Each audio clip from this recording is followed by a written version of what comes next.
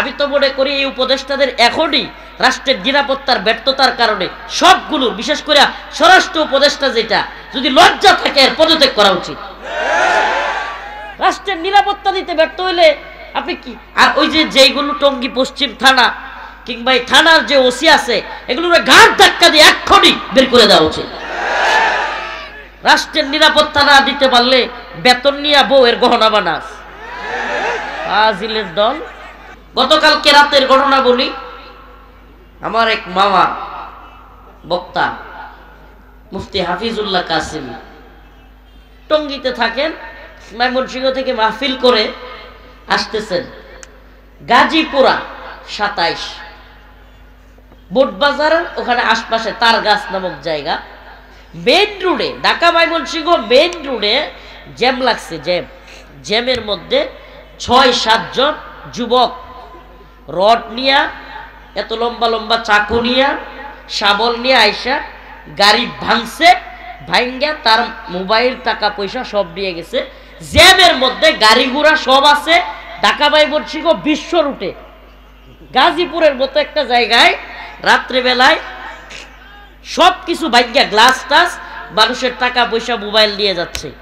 আমি তো মনে করি এই উপদেষ্টাদের এখনই রাষ্ট্রের নিরাপত্তার ব্যর্থতার কারণে সবগুলো, বিশেষ করে স্বরাষ্ট্র উপদেষ্টা যেটা, যদি লজ্জা থাকে এর পদত্যাগ করা উচিত। রাষ্ট্রের নিরাপত্তা দিতে ব্যর্থ হইলে আপনি কি, আর ওই যে যেইগুলো টঙ্গী পশ্চিম থানা কিংবা এই থানার যে ওসি আছে এগুলোর ঘাট ধাক্কা দিয়ে এক্ষুনি বের করে দেওয়া উচিত। রাষ্ট্রের নিরাপত্তা না দিতে পারলে বেতন নিয়ে বউয়ের গহনা বানাস ফাজিলের দল। বেতন নিয়ে বউয়ের গহনা বানাও, রাষ্ট্রের নিরাপত্তা দিতে পারো না। আজকে সাধারণ মানুষ নিরাপত্তাহীনতায় ভুগতেছে। এগুলা কি? ঢাকা শহরে মেইন রোডে যদি জ্যামের মধ্যে 5-7 জন আইসা ডাকাতি করে, চিন্তা হইলো তো একটা কথা যে দৌড়ায়া হঠাৎ করে পকেট থেকে জিনিস নিয়ে গেছে। ডাকাতি একজন বক্তা আলেম, একজন না, অসংখ্য বক্তাদের সাথে এরকম হচ্ছে। তো আমাদের নিরাপত্তায় যদি না থাকে, ওই ওসির বেতন দেওয়ার দরকারটা কি? ও যদি নিরাপত্তায় দিতে না পারে, এদের বেতন দিয়ে লাভটা কি হবে? আল্লাহ মাফ করুন। আমি মতো বলি, আমি তো সময় পাচ্ছি না প্রোগ্রামের কারণে। আমি তো এই টঙ্গী পশ্চিম থানা ঘেরাও করতাম, আলেম ওলামাদেরকে নিয়ে আমি থাকলে ঘেরাও করতাম যে একটারও থাকার দরকার নাই এখানে। থানা থেকে কি হবে যদি নিরাপত্তাটা দিতে পারে? প্রিয় ভাইয়েরা আমার, বন্ধুগণ আমার, আপনাকে অবশ্যই রাষ্ট্রের দায়িত্বশীল হলে শক্ত হইতে হবে, নরম হইলে চলবে না। তো আপনি বুঝতে পারেন, আদালত চত্বরে দিনে দুপুরে চট্টগ্রামে আমার ভাই সাইফুল ইসলাম আলিফকে কুপায় হত্যা করে ফেলছে। এই ব্যর্থতা কার? এই ব্যর্থতা কার? এতদিন চুপ ছিলাম। অবশ্যই প্রশাসনের ব্যর্থতা। যদি এখনো কোন প্রশাসনের লোক আওয়ামী লীগের দালালি করে, আর এরা যদি চায় যে দেশটা অস্থিতিশীল হোক, চাইতেই পারে। এরা জীবন ভর হাসিনারে আম্মা ডাইকা, হাসিনারে আপা ডাইকা টাকা পয়সা কামায়া এখন বুড়ি বুড়া হয়ে গেছে গা। এগুলোর এখন হাসিনারে ছাড়া ভাল লাগে না। যদি এরকম থাকে, পিটায় এখনই তো থানা থেকে বাইর করা উচিত। তো আপনারা যদি না পারেন, তো উপদেষ্টাগিরি করতে গেছেন কি লেগে? আপনারা যদি নাই পারেন, হাসিনার দালালি যেগুলো করে এগুলোর না সরাইতে, সিন্ডিকেট না বানতে, জানুয়ারি মাস চলে যাচ্ছে, এখনো বাচ্চারা তাদের নতুন বই পায় নাই। কেন পায় নাই? কেন বই পায় নাই? শুনলাম হাসিনার যে সিন্ডিকেট ছিল, ওই সিন্ডিকেট ছাপাখানায় এক ধরনের এমন একটা অবস্থা তৈরি করছে যেন জানুয়ারিতে বই দিতে না পারে। আমি জানতে চাই, আপনারা এতদিন করছেন কি? এই সিন্ডিকেট যেগুলো করছে এগুলোর পাটা ভেঙে দিলেন না কেন? হাড্ডি উড্ডি ভেঙে দিলেন না কেন? আপনারা উপদেষ্টা বানাবেন ওই নায়িকার জামাই, যেটা হাসিনার শেখ মুজিবের দালালি করছে জীবন ভর। আপনারা উপদেষ্টা বানাবেন আওয়ামী লীগের দালালগুলোরে। তাহলে আপনারা ভালো চলবেন কিভাবে? কষ্টে বলতেছি কথাগুলো। আলেমদের নিরাপত্তা নাই, বক্তাদের নিরাপত্তা নাই, এদেশের সাধারণ মানুষের নিরাপত্তা নাই। এই ব্যর্থতা কার? এখন 6 মাস চলে যাচ্ছে, এখনো যদি আপনারা রাষ্ট্রের নিরাপত্তাই দিতে ব্যর্থ হন, পুলিশ প্রশাসনকেই ঢেলে সাজাইতে না পারেন, যে ওসি যে দারোগা কাজ করবে না ওরা চাকরি থেকে বরখাস্ত করেন। এখনো পর্যন্ত যেটা বসে থাকবে, ব্যবস্থা নিবে না। এই পেট মোটা করার তো খায়া খায়া দরকার নাই, অবশ্যই ব্যবস্থা নিতে হবে। প্রিয় ভাইরা আমার, বন্ধুগণ আমার, এটা জিনিস মনে রাখবেন, কখনো কোন জালিমকে ছাড় দেওয়া সম্ভব না। হাসিনা গেছে, জুলুম করছে, এই জন্য আমরা তার বিরুদ্ধে ক্ষুব্ধ হয়েছি, জাতি ঐক্যবদ্ধ হয়েছে। বক্তা, মুফতি, শাইখুল হাদিস, ছাত্র, শিক্ষক, কলামিস্ট, বুদ্ধিজীবী সবাই, সব দল একমত হয়েছে। আমি তো মনে করি ওই জায়গাটা ধরে রাখবেন, এই কথাটা মনে রাখবেন, আপনাদেরকে বলে যাই, ওই জায়গাটা থেকে কখনো পিছপা হবেন না। কোনো নির্দিষ্ট দল, কোনো সরকারের আজ্ঞাবহ হয়ে যাবেন না, সাবধান। তাইলেই দেখবেন নতুন জালেম তৈরি হয়ে গেছে। একেবারে চ্যালেঞ্জ ছুড়ে দিবেন সব সময়। আপনি কল্পনা করতে পারেন? কষ্ট পাচ্ছেন কেউ? কথাগুলো মনে একটু করা হয়ে যাচ্ছে না? হ্যাঁ, শুনেন, কষ্টে বলতেছি। একজন আলেম, সে ওয়াজ করে বাড়ি ফিরতেছে, তার গ্লাস টাস ভেঙ্গে রাতে একেবারে জনসম্মুখে ঢাকা মহাসড়কে তার গ্লাস ভেঙ্গে দিয়ে সবকিছু নিয়ে যাচ্ছে। এটা মানে এই যে ছেলেগুলো নিচ্ছে, এই মিডিয়ার যুগ, এই তদন্ত করলেই তো বেরিয়ে আসে।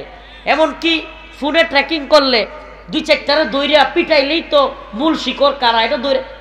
এগুলা আমি কি বলবো, 1 সপ্তাহের মধ্যে এটা সম্ভব যে এই এলাকায় এখন যদি কোনো দারোগার সাথে লিঙ্ক থাকে যে তোরা ডাকাতিটা করবি, কিছু আমারও দিস, তাইলে কি এটা শেষ হবে? হ্যাঁ, এটা আরো বড় ডাকাত না ওই পুলিশ? হ্যাঁ, আপনারা দেখতেছেন কিনা ইসরায়েলি হানাদার বাহিনী যেভাবে ফিলিস্তিনের নিরীহ মুসলমানদের উপর ঝাঁপিয়ে পড়েছে, সেই একই পৈশাচিক কায়দায় ভারতীয় হিন্দুত্ববাদী জালেমরা বাংলাদেশি মুসলমানদের উপর হায়নার মতো ঝাঁপিয়ে পড়বার জন্য প্রস্তুতি নিচ্ছে। শুধু প্রস্তুতি না,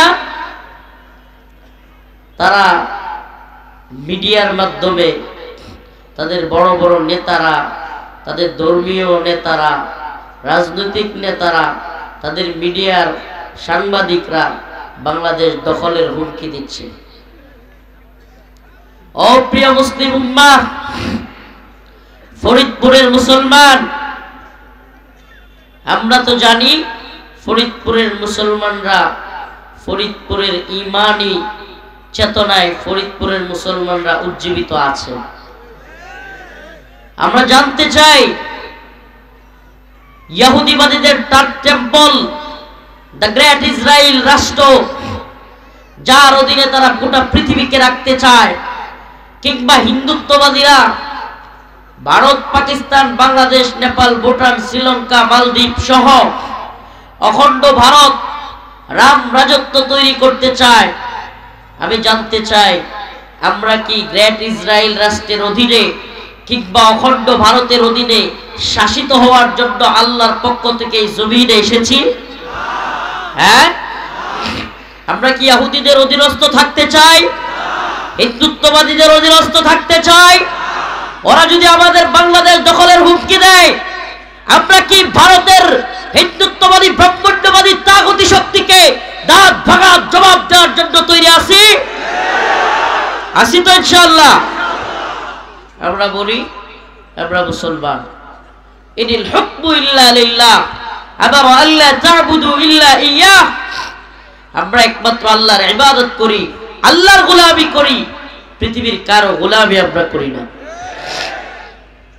পৃথিবীর কোন পরাশক্তির গোলামি আমরা করি না। আল্লাহ পাক বলেছেন, ইয়া আইয়ুহাল্লাযীনা আমানু লা তাত্তাখিযুল ইয়াহুদা ওয়ান নাসারা আউলিয়া।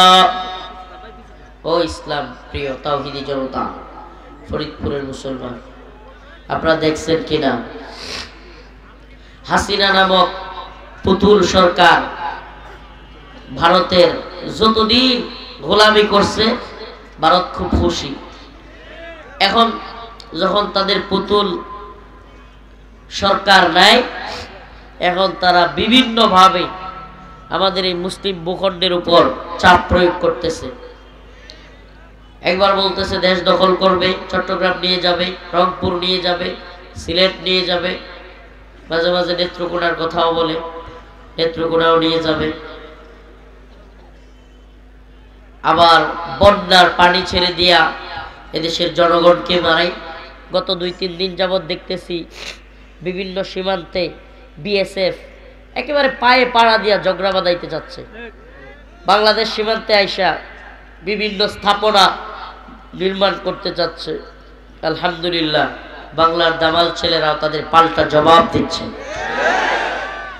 কিন্তু এই যে পায়ে পাড়া দিয়া ঝগড়া করার মানসিকতা, এই যে অবহেলা অবজ্ঞা করা, সীমান্তের কাঁটাতারের বেড়ায় লাশ ঝুলিয়ে রাখা, বাংলাদেশ দখলের হুমকি দেয়া, এগুলো কেন?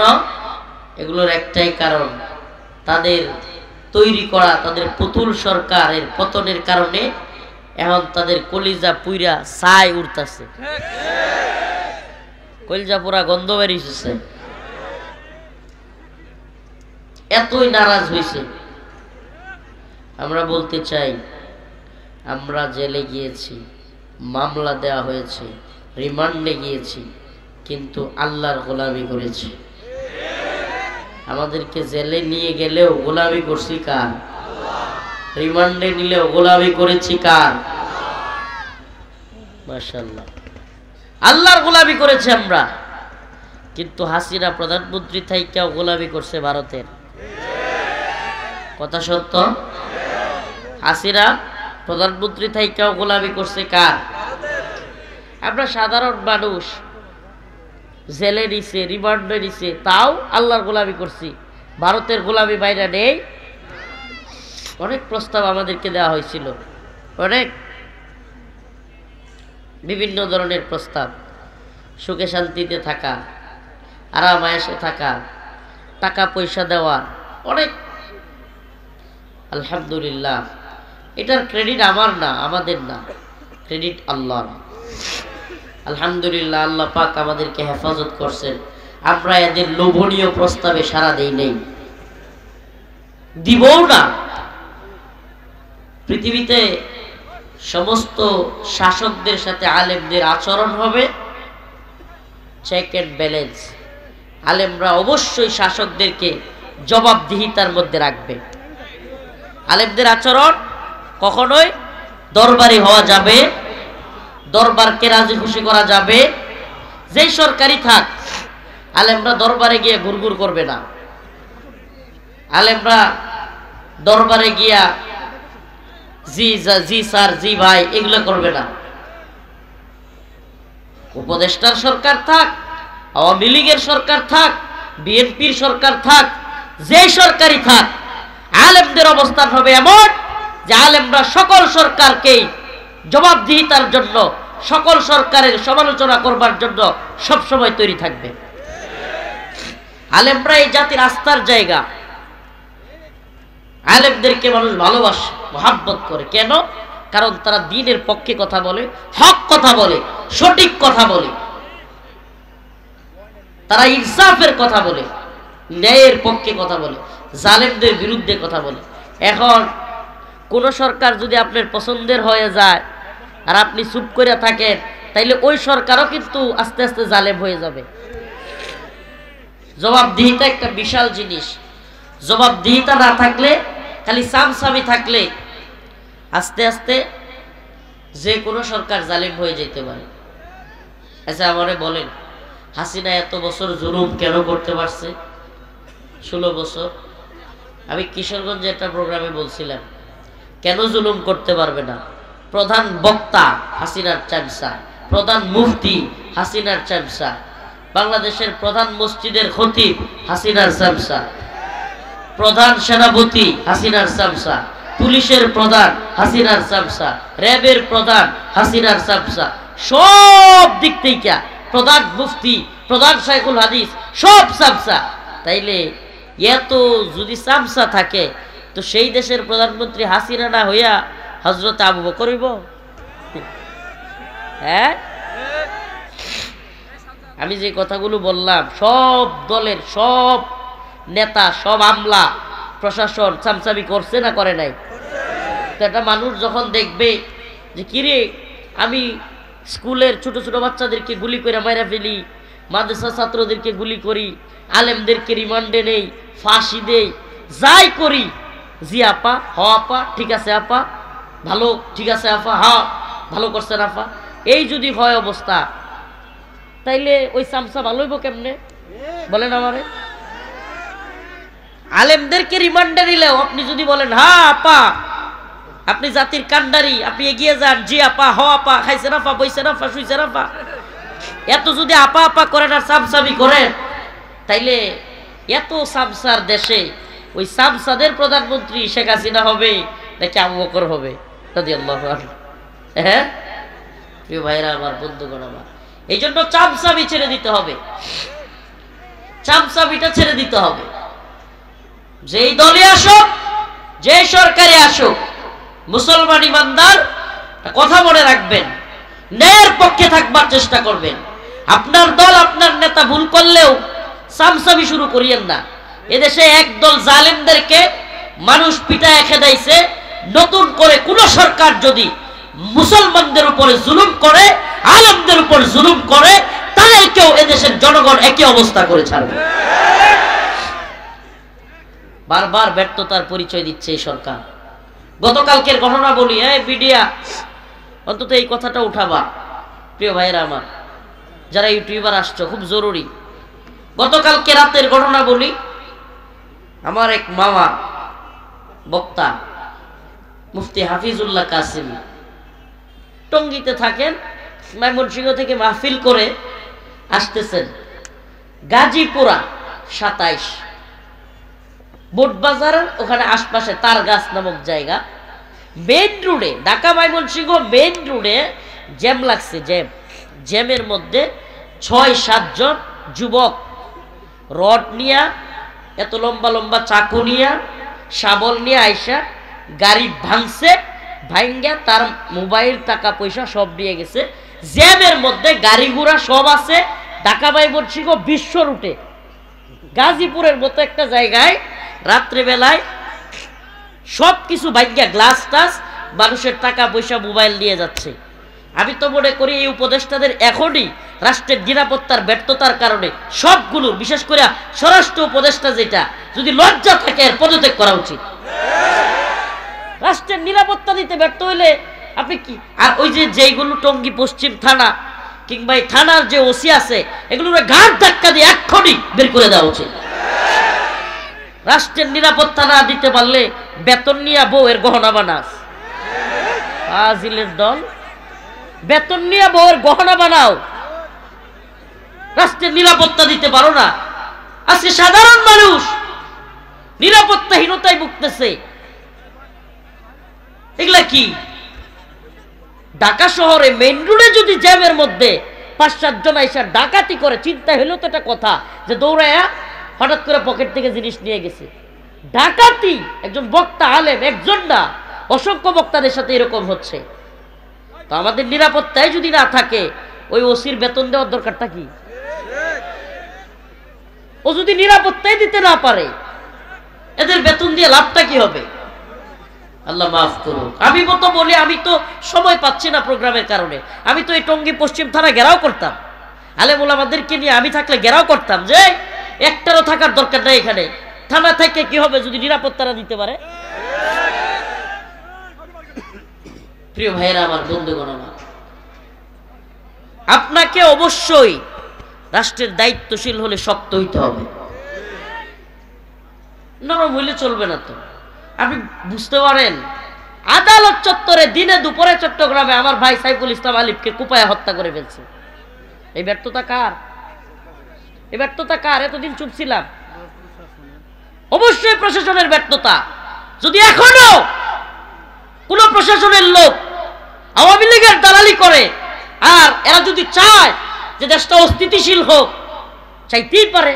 এরা জীবন ভর হাসিনারে আম্মা ডাইকা, হাসিনারে আপা ডাইকা টাকা পয়সা কামায়া এখন বুড়ি বুড়া হয়ে গেছে গা। এগুলোর এখন হাসিনারে ছাড়া ভাল লাগে না। যদি এরকম থাকে, পিটায় এখনই তো থানা থেকে বাইর করা উচিত। তো আপনারা যদি না পারেন, তো উপদেষ্টাগিরি করতে গেছেন কি লেগে?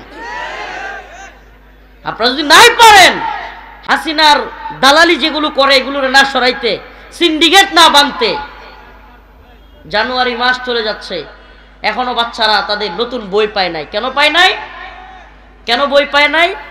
শুনলাম হাসিনার যে সিন্ডিকেট ছিল, ওই সিন্ডিকেট ছাপাখানায় এক ধরনের এমন একটা অবস্থা তৈরি করছে যেন জানুয়ারিতে বই দিতে না পারে। আমি জানতে চাই আপনারা এতদিন করছেন কি? এই সিন্ডিকেট যেগুলো করছে এগুলোর পাটা ভেঙে দিলেন না কেন? হাড্ডি উড্ডি ভেঙে দিলেন না কেন? আপনারা উপদেষ্টা বানাবেন ওই নায়িকার জামাই, যেটা হাসিনার শেখ মুজিবের দালালি করছে জীবনভর। আপনারা উপদেষ্টা বানাবেন আওয়ামী লীগের দালালগুলোরে। তাহলে আপনারা ভালো চলবেন কিভাবে? কষ্টে বলতেছি কথাগুলো। আলেমদের নিরাপত্তা নাই, বক্তাদের নিরাপত্তা নাই, এদেশের সাধারণ মানুষের নিরাপত্তা নাই। এই ব্যর্থতা কার? এখন 6 মাস চলে যাচ্ছে, এখনো যদি আপনারা রাষ্ট্রের নিরাপত্তাই দিতে ব্যর্থ হন, পুলিশ প্রশাসনকেই ঢেলে সাজাইতে না পারেন, যে ওসি যে দারোগা কাজ করবে না ওরা চাকরি থেকে বরখাস্ত করেন, এখনো পর্যন্ত যেটা বসে থাকবে, ব্যবস্থা নিবে না, এই পেট মোটা করার তো খায়া খায়া দরকার নাই, অবশ্যই ব্যবস্থা নিতে হবে। প্রিয় ভাইরা আমার, বন্ধুগণ আমার, এটা জিনিস মনে রাখবেন, কখনো কোন জালিমকে ছাড় দেওয়া সম্ভব না। হাসিনা গেছে, জুলুম করছে, এই জন্য আমরা তার বিরুদ্ধে ক্ষুব্ধ হয়েছি, জাতি ঐক্যবদ্ধ হয়েছে। বক্তা, মুফতি, শাইখুল হাদিস, ছাত্র, শিক্ষক, কলামিস্ট, বুদ্ধিজীবী সবাই, সব দল একমত হয়েছে। আমি তো মনে করি ওই জায়গাটা ধরে রাখবেন, এই কথাটা মনে রাখবেন, আপনাদেরকে বলে যাই, ওই জায়গাটা থেকে কখনো পিছপা হবেন না। কোনো নির্দিষ্ট দল, কোনো সরকারের আজ্ঞাবহ হয়ে যাবেন না, সাবধান। তাইলেই দেখবেন নতুন জালেম তৈরি হয়ে গেছে, একেবারে চ্যালেঞ্জ ছুড়ে দিবেন সব সময়। আপনি কল্পনা করতে পারেন? কষ্ট পাচ্ছেন কেউ? কথাগুলো মনে একটু করা হয়ে যাচ্ছে না? হ্যাঁ, শুনেন, কষ্টে বলতেছি। একজন আলেম, সে ওয়াজ করে বাড়ি ফিরতেছে, তার গ্লাস টাস ভেঙ্গে রাতে একেবারে জনসম্মুখে ঢাকা মহাসড়কে তার গ্লাস ভেঙ্গে দিয়ে সবকিছু নিয়ে যাচ্ছে। এটা মানে এই যে ছেলেগুলো নিচ্ছে, এই মিডিয়ার যুগ, এই তদন্ত করলেই তো বেরিয়ে আসে। এমনকি ফোনে ট্র্যাকিং করলে 2-4টারে দৌড়িয়া পিটাইলেই তো মূল শিকড় কারা, এটা দৌড়ে। এগুলা আমি কি বলবো, 1 সপ্তাহের মধ্যে এটা সম্ভব যে এই এলাকায় এখন যদি কোনো দারোগার সাথে লিঙ্ক থাকে যে তোরা ডাকাতিটা করবি, কিছু আমারও দিস, তাইলে কি এটা শেষ হবে? হ্যাঁ, এটা আরো বড় ডাকাত না ওই পুলিশ? হ্যাঁ, প্রিয় ভাইরা আমার, বন্ধুগণ আমার, এই জন্য বলি, ইনসাফের সমাজ প্রতিষ্ঠার জন্য, ইনসাফের ন্যায়ের সমাজ প্রতিষ্ঠা করার জন্য, প্রকৃত বৈষম্য দূর করবার জন্য কোরআনী রাষ্ট্র প্রতিষ্ঠা করতে হবে। কোন রাষ্ট্র? বলেন না, কোন রাষ্ট্র? এই তন্ত্রমন্ত্রের উপদেষ্টা কমিটি দিয়ে আর যেটাই দেন, শান্তি, মুক্তি, কামিয়াবি আসবে না। লিখে রাখেন, বলে রাখলাম, লিখে রাখেন প্রয়োজনে। এই তন্ত্রমন্ত্রের সরকারি চেঞ্জ হবে, কিন্তু আমরা শান্তি পাবো না। আগামীকালকে যদি, গতকালকে মুফতি হাফিজুল্লাহ কাসেমি, আলী হাসান উসামা সাহেব, মুফতি আলী হাসান উসামা সাহেব, মুফতি আরিফ জব্বার কাসেমি সাহেব, এই বক্তাদের হয়েছে। তো আগামীকালকে, আমি তো এত নরম মানুষ না, আমি তো লয়ে যাইতে চাইলে হুট করে বের করে দিব না, 2-4টা কামড় হইলেও দিব। তো যখন এই অবস্থা, তখন যদি গাই দিয়ে আমার মাইরে থুয়ে যায়, তখন তো আগামীকালকে শুনবেন যে মাদানিরে ডাকাইতে মাইরে লাইছে, তখন ঠিকই আপনাদের হুঁশ ফিরবে। প্রিয় ভাইরা আমার, বন্ধুগণ আমার, ইয়া আইয়ুহাল্লাযীনা আমানু লা তাত্তাখিযুল ইয়াহুদা ওয়ান নাসারা আউলিয়া বা'দুহুম আউলিয়াউ বা'দ ওয়া মান ইয়াতাওয়াল্লাহুম মিনকুম ফাইন্নাহু মিনহুম ইন্নাল্লাহা লা ইয়াহদিল কওমাজ যালিমিন।